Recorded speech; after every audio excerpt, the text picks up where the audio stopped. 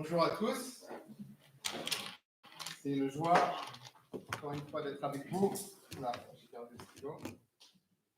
Vous pouvez ouvrir vos Bibles pendant que la technique s'installe. Il y a beaucoup de transitions ce matin. Je vais regarder mon ingénieur du son, là. Est-ce que ça va comme ça? Un peu plus bas? Comme ça? Allez. Comme ça, on a du son. Voilà, donc ouvrez vos Bibles. Et sans surprise, si vous avez compris qu'on est dans une nouvelle série, on va être dans le livre des Actes. Et on est au chapitre 2 ce matin. Voilà.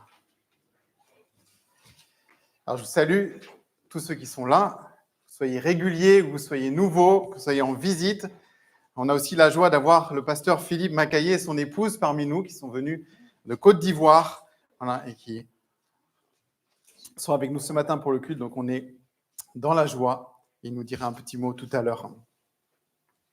La semaine dernière, nous avons commencé, alors si vous n'étiez pas la semaine dernière pour rattraper le train, nous avons commencé la série sur le livre des Actes, avec le chapitre 1, logique. Et on avait vu donc les dernières instructions que Jésus donne à ses disciples, les dernières promesses aussi qu'il donne à ses disciples. Et puis on a vu son départ, on a vu son ascension. Les disciples étaient ensuite rentrés à Jérusalem pour attendre. Ils étaient rentrés pour attendre. Comme Jésus, d'ailleurs, leur avait demandé, tout simplement, attendre l'arrivée de l'Esprit Saint. Et aujourd'hui, nous continuons avec le chapitre 2, un chapitre absolument extraordinaire. C'est peut-être mon chapitre préféré dans toute la Bible. Je sais qu'on ne doit pas choisir, mais quand même. Je ne sais pas si dans votre vie, c'est une vraie question, je ne sais pas si dans votre vie, dans votre parcours, vous avez été témoin, vous avez vécu, vous avez participé à des moments de l'histoire, à des moments, des événements de l'histoire qui ont changé le monde. Est-ce que vous pouvez penser à des choses que vous avez vécues, vous en avez été témoin, vous y avez participé, des événements historiques qui ont changé le monde? Pas forcément le cas de tout le monde. Moi, j'ai essayé de réfléchir. Alors, moi, je n'ai pas participé à des événements qui ont changé le monde. J'en ai été témoin. J'ai pensé, par exemple, alors j'étais petit, j'avais 8 ans, mais à la télé, le mur de Berlin qui tombe, hein, et ça a changé le monde, carrément. Je me suis dit un petit peu plus proche de nous aussi, et beaucoup moins joyeux, la tragédie du 11 septembre, par exemple, les attentats du 11 septembre. On dit en anglais hein, souvent que tout le monde sait, aux États-Unis, tout le monde sait où ils étaient le 11 septembre. Et moi, je n'étais pas aux États-Unis, mais je me rappelle exactement où j'étais quand c'est arrivé. Vous avez peut-être d'autres exemples. On n'a pas tous vécu ça. Mais en tout cas, dans notre texte ce matin, les disciples, eux, les disciples rassemblés ici, vont être témoins et acteurs d'un moment charnière, d'un moment qui est un tournant de l'histoire, vraiment un moment crucial dans l'histoire de l'humanité. Rien ne sera plus pareil après ce jour. Nous sommes donc le jour de la Pentecôte et un événement extraordinaire va se dérouler. Dieu avait promis qu'il enverrait son Saint-Esprit aux disciples et que l'Esprit leur donnerait la puissance pour témoigner et proclamer la bonne nouvelle du salut jusqu'aux extrémités du monde. Et c'est exactement ce qui se passe au début de notre chapitre, Acte 2, verset 2. Alors, je vous préviens tout de suite ce matin, il faut bien avoir la Bible ouverte, parce qu'on va lire des sections, faire référence à des versets, donc gardez le texte sous les yeux. Acte 2, versets 2 à 4. Tout d'un coup, il vint du ciel un bruit comme celui d'un vent violent qui remplit toute la maison où ils étaient assis. Des langues qui semblaient de feu leur apparurent, séparées les unes des autres. Elles se posèrent sur chacun d'eux. Ils furent tous remplis du Saint-Esprit et se mirent à parler en d'autres langues, comme l'Esprit leur donnait de s'exprimer. Voilà donc la première chose que l'on voit dans notre texte ce matin, le Saint-Esprit est donné. Le Saint-Esprit est donné. Les prophètes l'avaient annoncé, Jésus l'avait promis, et le jour est maintenant arrivé, la promesse s'accomplit. Et l'Esprit ici, vous avez vu en quelques versets, est donné d'une manière vraiment spectaculaire. Impossible de rater cet événement, il ne passe pas inaperçu. Le don de l'Esprit est accompagné d'abord d'un signe audible. Vous avez remarqué dans le texte, il y a un grand bruit, un vacarme, le bruit comme un vent violent. On a du mal à se l'imaginer. Un bruit tellement fort d'ailleurs qu'il va attirer des foules. Ce n'était pas juste un petit bruit, ce n'était pas juste localisé. Ce bruit a attiré les foules. Et puis, il y a aussi un signe visible avec ces langues comme des flammèches. Vous avez remarqué le langage du texte, comme un vent violent, comme des flammèches. C'est dur de décrire l'indescriptible, n'est-ce pas? Les langues comme des flammèches qui viennent se poser sur chacun des disciples. Alors, l'image du vent, l'image du feu était déjà associée à l'esprit dans la Bible, dans l'Ancien Testament. Jésus l'avait aussi fait, il avait parlé de l'esprit comme du vent. Le feu dans l'Ancien Testament indiquait à plusieurs reprises et plusieurs passages qui nous indiquent que le feu était en lien avec le lieu où Dieu demeure. Le lieu où Dieu demeure. Et donc, le feu de la Pentecôte signifie ici que Dieu fait de chaque disciple, une flammèche, une langue au-dessus de chacun, fait de chaque disciple un temple du Saint-Esprit, et que Dieu fait de la communauté de ses disciples sa nouvelle demeure. C'est ça le symbolisme derrière le feu ici. Et enfin, donc troisième chose, un signe audible, un signe visible, et puis un signe vraiment miraculeux. Moi, j'appelle ça un miracle linguistique. Alors, moi, je suis linguiste de formation, donc ce genre de truc, c'est génial. Un miracle linguistique, les disciples se mettent à déclarer les merveilles de Dieu dans une dizaine de langues étrangères qu'ils n'avaient jamais apprises. Et ces langues, c'est pas fini, correspondaient aux personnes présentes dans la foule ce jour-là. Personnes qui, du coup, comprenaient parfaitement ce qui était dit. Chacun dans sa langue. Si vous voulez voir les langues représentées, vous regardez la liste qu'on a dans le texte, liste de l'origine de tous ces pèlerins. Ce jour-là, donc, l'Esprit est donné, signe audible, signe visible, miracle. L'Esprit promis est donné. Et ça change la donne, ça change tout. Ça change la donne pour toujours. Parce que ce don n'est pas réservé au groupe de disciples présents ce jour-là. Ça aurait pu s'arrêter là. Ça aurait pu être limité à un petit groupe. Pierre, quelques versets plus loin, va le dire très clairement. Là, vous pouvez sauter, versets 38-39. Il va lier le don de l'Esprit à la conversion. Pierre leur dit, changez d'attitude, que chacun de vous soit baptisé au nom de Jésus-Christ pour le pardon de vos péchés et vous recevrez le don du Saint-Esprit. Et regardez ce qu'il dit, verset 39. La promesse est pour vous, pour vos enfants et pour tous ceux qui sont au loin, en aussi grand nombre que le Seigneur les appellera. Ce n'est pas limité, ça change la donne. Depuis ce jour de la Pentecôte et jusqu'à aujourd'hui, 2000 ans après, ceux qui croient, qui mettent leur foi en Christ, le Sauveur, ont accès à la même promesse et reçoivent le même don. Dieu, le Saint-Esprit, qui vient vivre en eux. Première chose donc dans ce chapitre, l'Esprit, le Saint-Esprit est donné. Deuxième chose qu'on remarque, qu'on voit et on avance un petit peu dans le texte, on voit que l'Évangile est proclamé. L'Esprit est donné, l'Évangile est proclamé. Et les deux sont liés, bien sûr. Alors les foules, vous avez vu, si vous connaissez ce chapitre, les foules qui ont assisté à cet événement, avec le bruit, avec les flammes, avec le miracle des langues, en fait, elles sont partagées. Elles sont partagées face à ce qu'elles voient, à ce qu'elles entendent. Elles ne comprennent pas. Certains étaient vraiment perplexes par rapport à ces événements. Certains se posaient des questions. Regardez le verset 12. Ils disent « Qu'est-ce que cela veut dire ?» C'est spectaculaire, mais qu'est-ce que ça veut dire? Et puis d'autres sont allés un peu plus loin, on le sait. Ils ont préféré même se moquer et du coup tourner la chose en ridicule. Alors, l'apôtre Pierre se lève et s'adresse à la foule pour faire deux choses.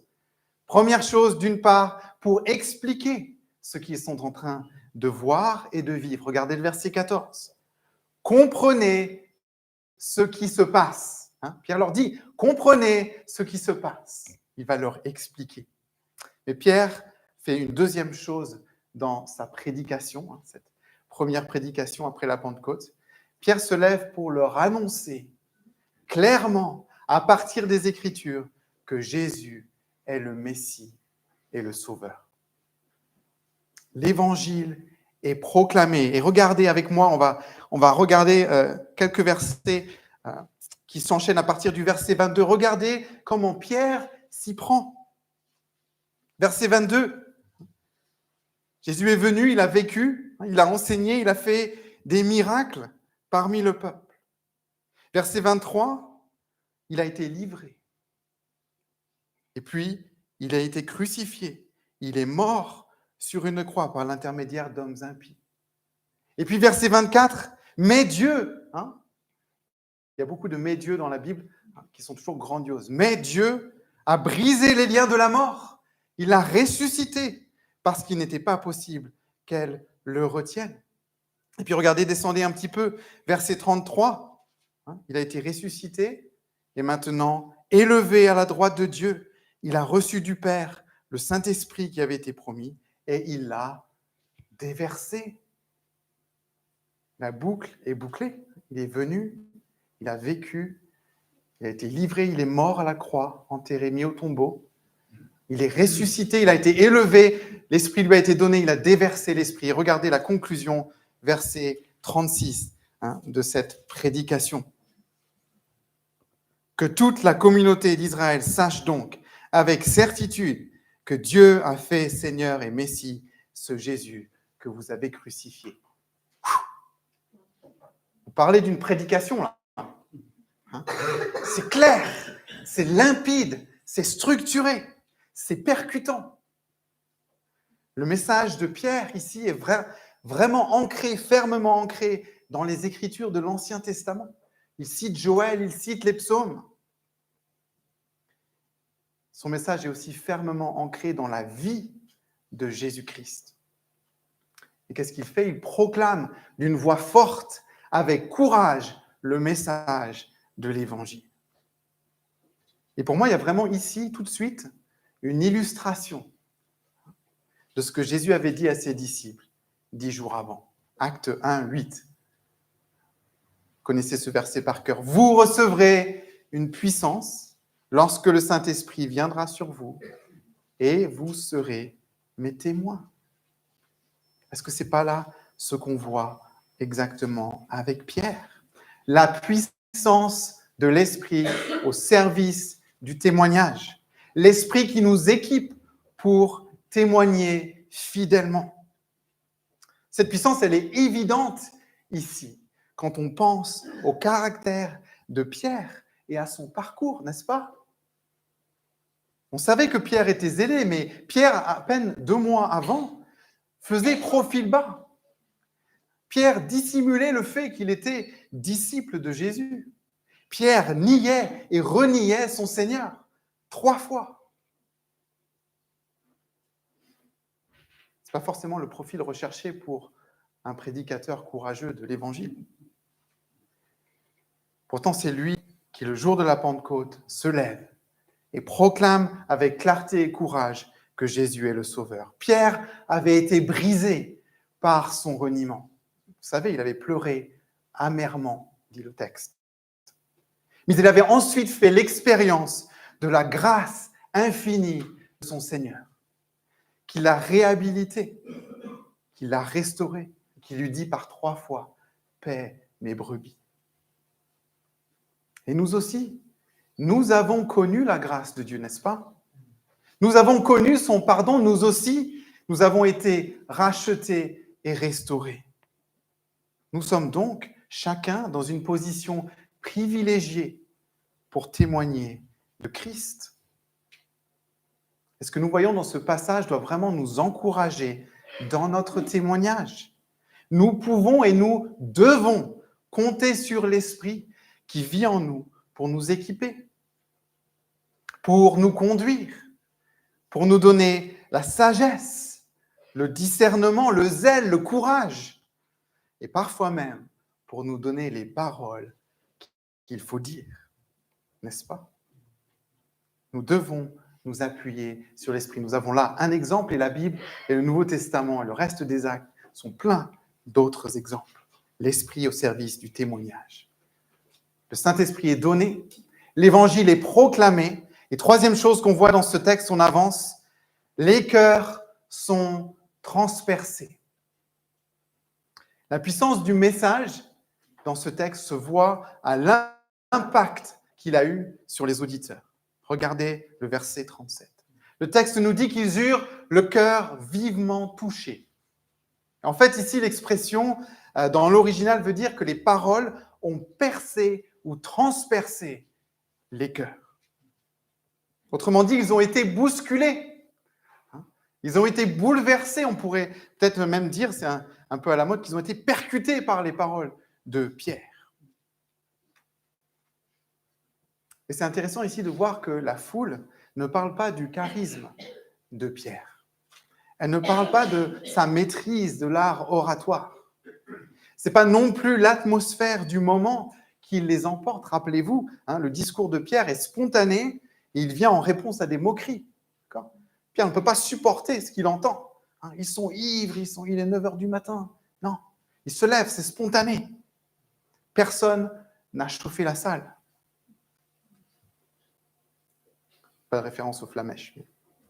Personne n'a chauffé la salle. Ce sont bel et bien les paroles qui ont percé les cœurs.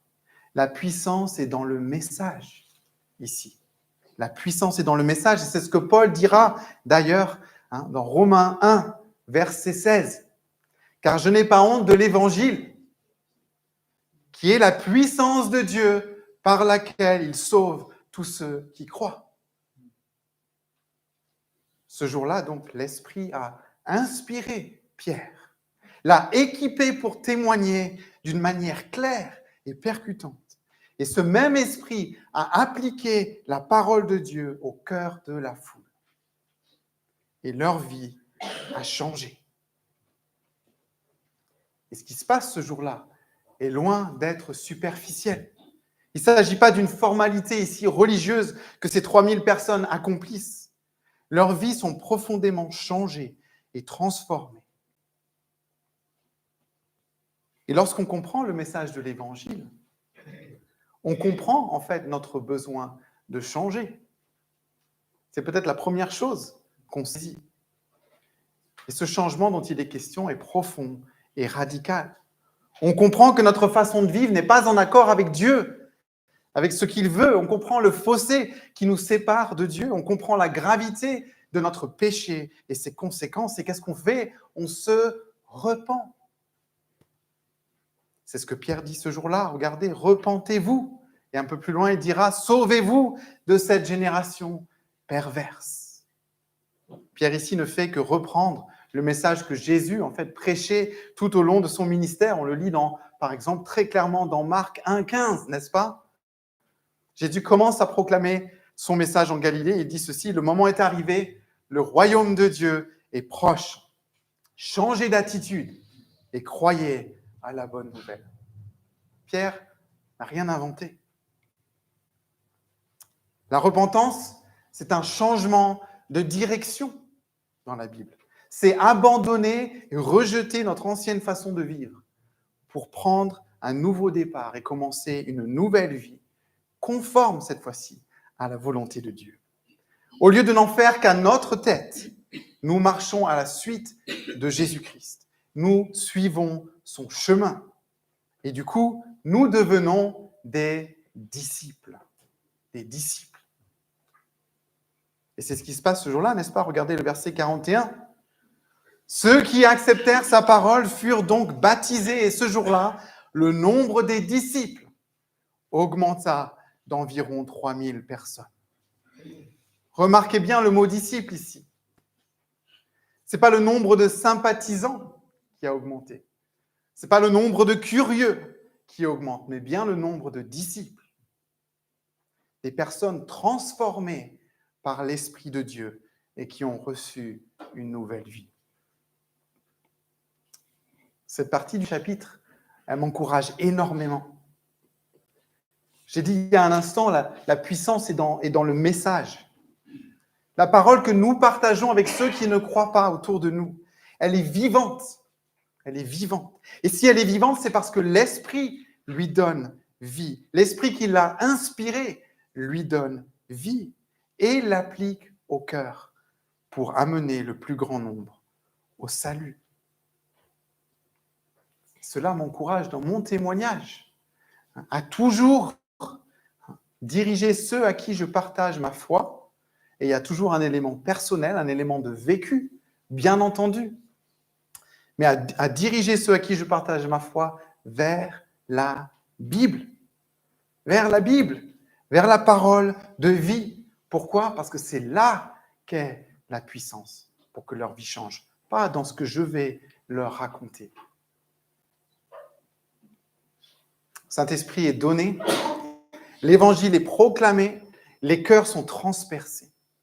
Et la dernière chose que l'on voit dans notre texte ce matin, l'Église est née. L'Église est née. Le Saint-Esprit, qui vient de transformer la vie de 3000 personnes, ne s'arrête pas là. Vous avez vu ? Il va faire de ses nouveaux disciples une communauté, unique en son genre, une famille, un corps soudé et bien coordonné. C'est la naissance de l'Église. Ce n'est pas moi qui ai inventé le mot. Il se trouve le dernier verset du chapitre 2.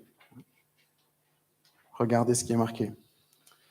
Il louait Dieu et avait la faveur de tout le peuple, et le Seigneur ajoutait chaque jour à l'Église ceux qui étaient sauvés. Ces gens, cette foule de nouveaux convertis, ne retournent pas immédiatement chez elle. Et beaucoup d'entre eux, d'ailleurs, étaient des pèlerins qui avaient fait une sacrée distance, qui avaient laissé leur famille et leurs proches. Mais la foule de nouveaux convertis ne retourne pas immédiatement chez elle. Ils ne retournent pas tout de suite à leurs occupations quotidiennes. Ils restent ensemble. Ils restent ensemble. Et voici ce qu'on lit à partir du verset 42. Ils persévéraient dans l'enseignement des apôtres, dans la communion fraternelle, dans la fraction du pain et dans les prières. La crainte s'emparait de chacun. Il se faisait beaucoup de prodiges et de signes miraculeux par l'intermédiaire des apôtres. Tous ceux qui croyaient étaient ensemble et ils avaient tout en commun. Ils vendaient leurs propriétés, leurs biens, ils en partageaient le produit entre tous en fonction des besoins. Chaque jour, avec persévérance, ils se retrouvaient d'un commun accord au temple. Ils rompaient le pain dans les maisons et ils prenaient leur nourriture avec joie et simplicité de cœur. Ils louaient Dieu et avaient la faveur de tout le peuple. Et le Seigneur ajoutait chaque jour à l'Église ceux qui étaient sauvés.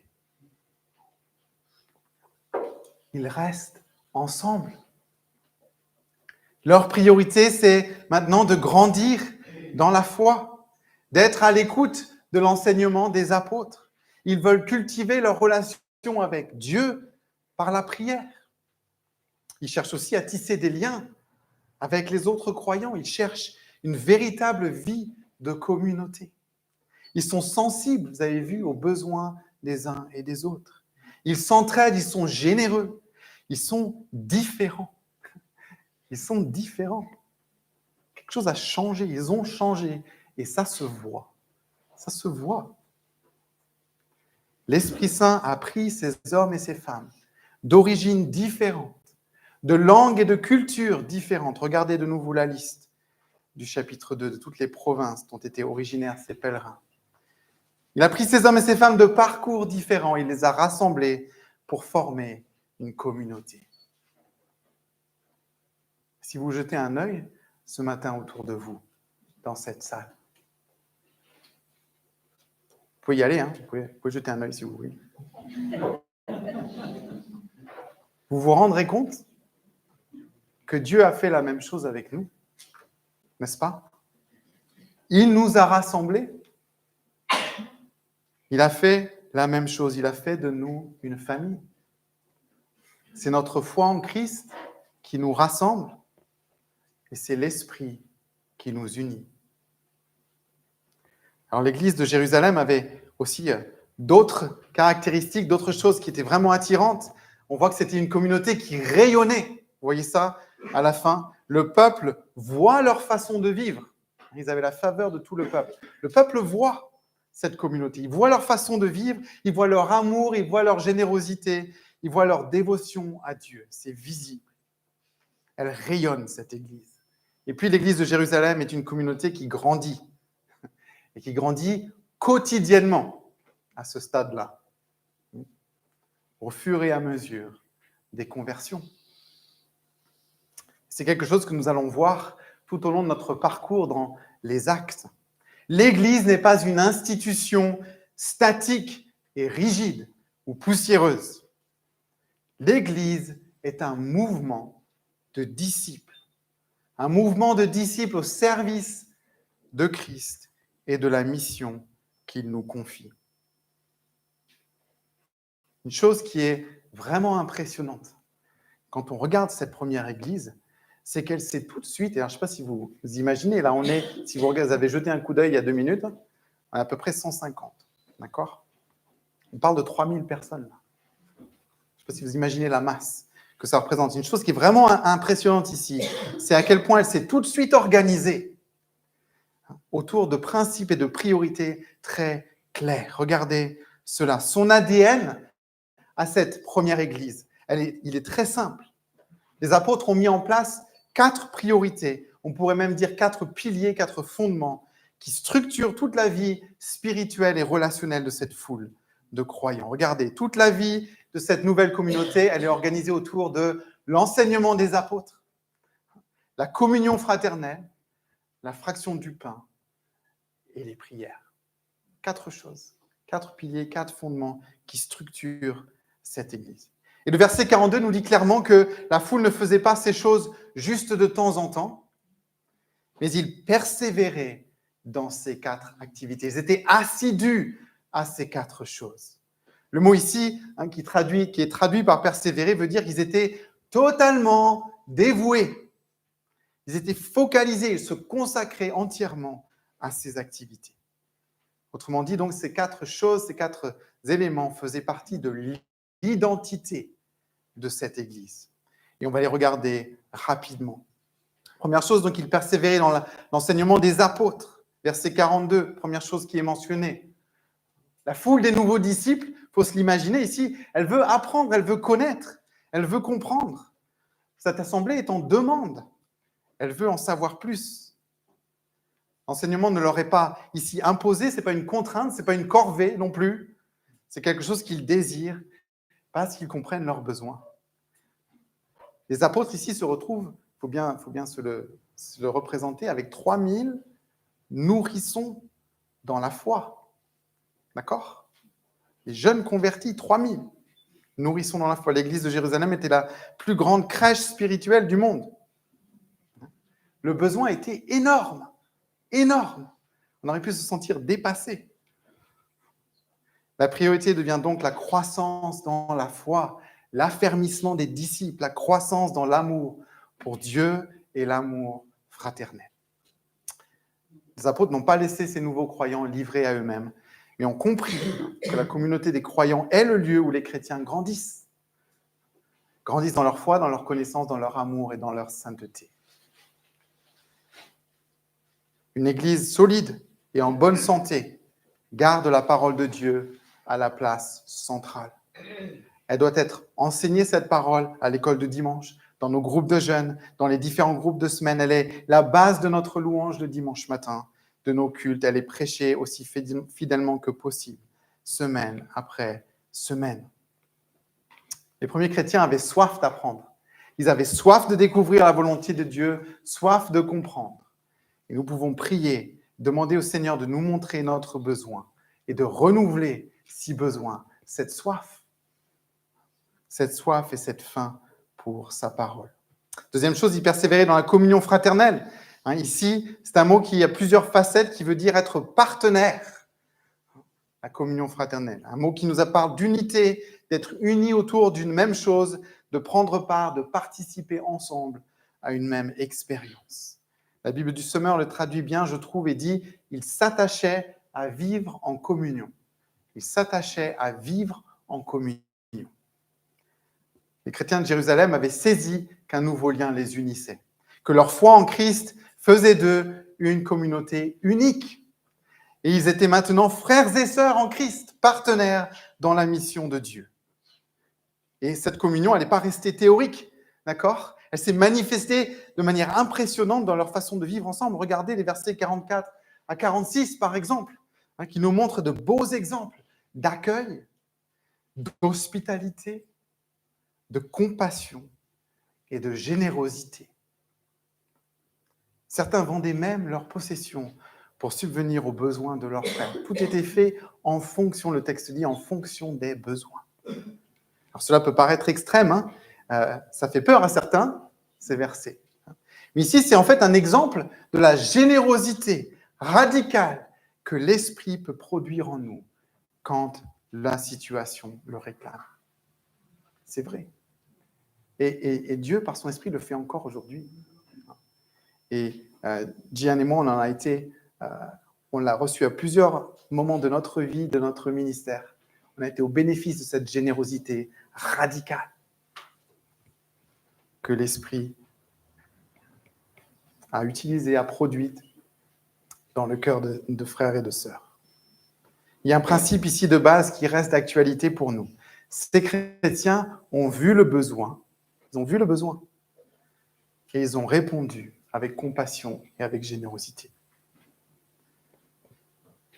Lorsque nous concevons la communion fraternelle comme Dieu l'a définie, cela change vraiment notre façon de voir et notre façon de vivre dans l'Église. Ça change notre façon de voir parce que vivre en communion dans l'Église devient donc voir les autres comme ils sont vraiment, pour qui ils sont vraiment, c'est-à-dire des frères et sœurs en Christ, des pécheurs pardonnés, tout comme moi, des partenaires dans la foi aussi, des disciples habités par l'Esprit. Et puis ça change notre façon de vivre. Le Seigneur fait de nous une communauté et lorsque nous comprenons cela, alors nous allons chercher à passer du temps ensemble. Nous allons chercher à nous rassembler régulièrement sous différentes formes. Et on le voit bien dans ce texte, ces premiers chrétiens aimaient se rassembler. Encore une fois, ce n'est pas forcé, ils avaient de la joie à le faire, ils recherchaient ces moments, ils en avaient besoin, ils en avaient envie.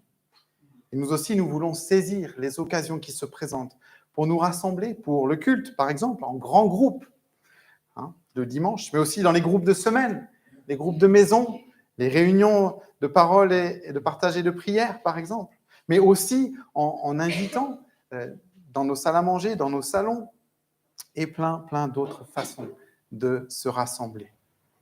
Et à travers les moments de communion, Dieu va nous faire grandir et va produire en nous un fruit visible. Pourquoi ? Parce que lorsque nous louons ensemble, lorsque nous apprenons ensemble, que nous prions ensemble, que nous mangeons ensemble, que nous partageons notre quotidien, alors nous tissons des liens forts et authentiques avec nos frères et sœurs. Et c'est dans le contexte de cette vraie communion que nous pouvons aimer nos frères et sœurs, prendre soin d'eux, être attentifs à leurs besoins. C'est dans ce contexte que nous pourrons pratiquer l'accueil, la compassion et la générosité. C'est ce modèle que les apôtres, d'ailleurs, ont enseigné dans les églises qu'ils ont implanté au cours de leur voyage missionnaire. Et c'est ce modèle que nous voulons encourager dans notre assemblée. Troisième chose, y persévérer, on va aller très vite. Dans la fraction du pain, on en a parlé tout à l'heure. Ici, alors bien sûr, il s'agit à la fois des repas, donc ils passaient des temps de repas, ils mangeaient ensemble, mais pendant les repas, ils célébraient le repas du Seigneur. Donc ici, persévérer dans la fraction du pain nous parle de la scène, du repas du Seigneur. C'était quelque chose qui était important pour cette première église, qu'ils célébraient régulièrement. Et nous, on se met dans cette lignée et on le fait aussi dans nos cultes.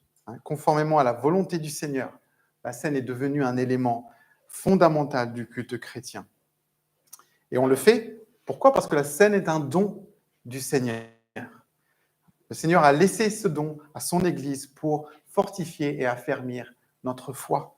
Ces éléments que nous partageons nous aident à rester fermement ancrés dans l'Évangile, ancrés dans la grâce de Dieu et dans son amour. Et puis, persévérer dans les prières.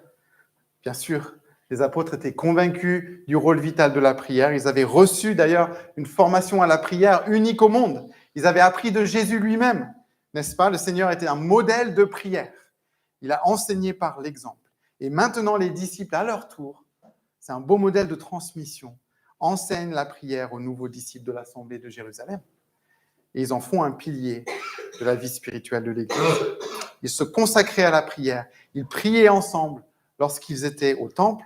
Ils priaient ensemble lorsqu'ils étaient dans les maisons, en petits groupes. Ils exaltaient le nom du Seigneur, ils glorifiaient Dieu. Ils priaient que sa volonté se fasse. Vous vous rappelez notre Père. Ils priaient pour confesser leurs péchés et demander pardon.